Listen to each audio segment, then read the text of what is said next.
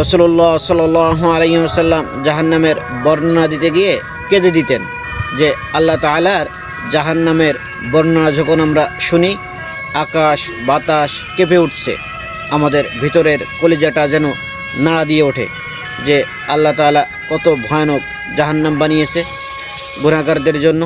রাসূলুল্লাহ সাল্লাল্লাহু আলাইহি ওয়াসাল্লাম বলেন যে জাহান্নামের আগুনকে প্রথম 1000 বছর পোড়ানো হয়েছে, তারপর ওই আগুনটা লাল হয়েছে, তারপরে আরও সময় নিয়ে আরও 1 বছর পোড়ানোর পর সে আগুনটা সাদা হয়ে গিয়েছিল, তারপর সেই সাদা আগুনটাকে আরও 1000 বছর পোড়ানোর পর সেই আগুনটা কালো হয়ে গেছে এবং এখন জাহান্নামের আগুন হচ্ছে কালো।